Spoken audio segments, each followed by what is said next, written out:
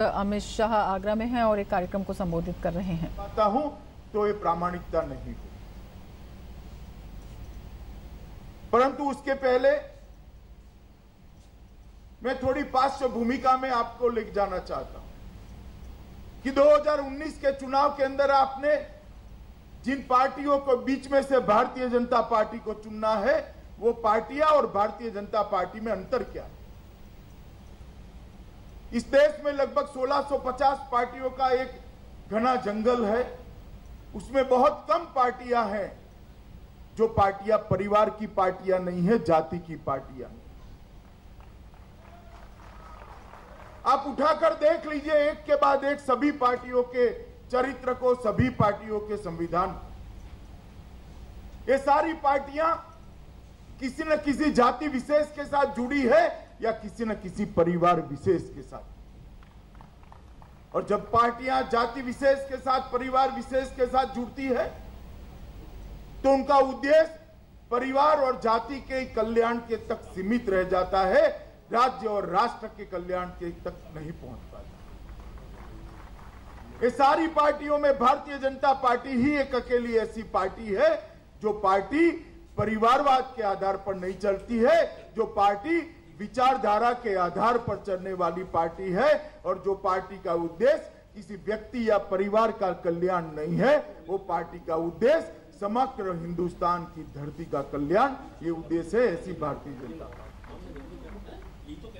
और मैं जब ये कहता हूं मित्रों, तो भारतीय जनता पार्टी मुख्यतः दो ही सिद्धांतों के आधार पर 1955 से लेकर 1950 से लेकर 2018 तक की यात्रा तय करी।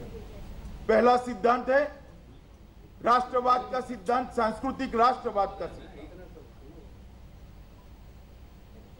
ये देश कैसे चलना चाहिए,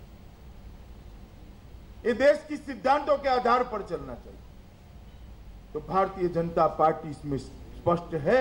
ये देश हमारी संस्कृति के मूल सिद्धांतों के आधार पर चलना चाहिए।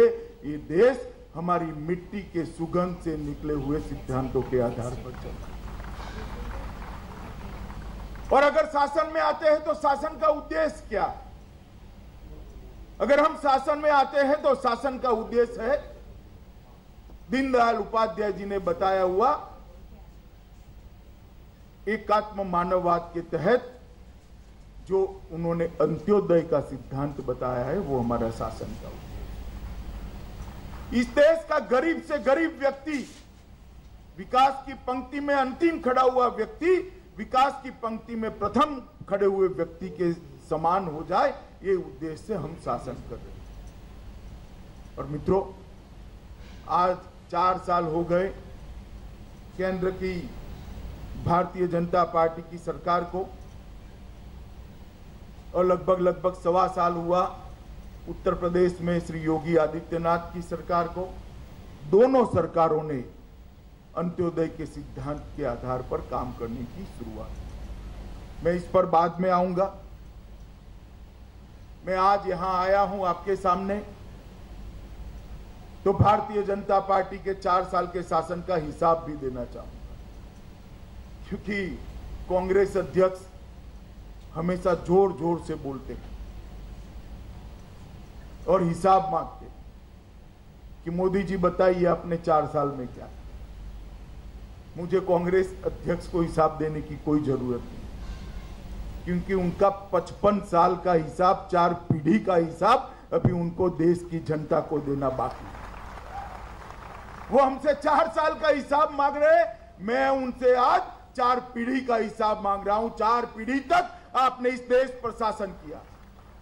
आपके परनाना जवाहरलाल नेहरू ने किया, आपकी नानी इंदिरा गांधी ने किया, आपके पिता राजीव गांधी ने किया, आपकी माता सोनिया गांधी ने किया। 55 साल तक आपके परिवार ने शासन किया। इस देश का हर नागरिक इसका जवाब मांगता है। आप देख रहे थे सीधा प्रसारण आगरा से, जहां पर भाजपा अध्यक्ष अमित शाह एक कार्यक्रम को संबोधित कर रहे थे। अमित शाह 2 दिवसीय उत्तर प्रदेश के दौरे पर हैं।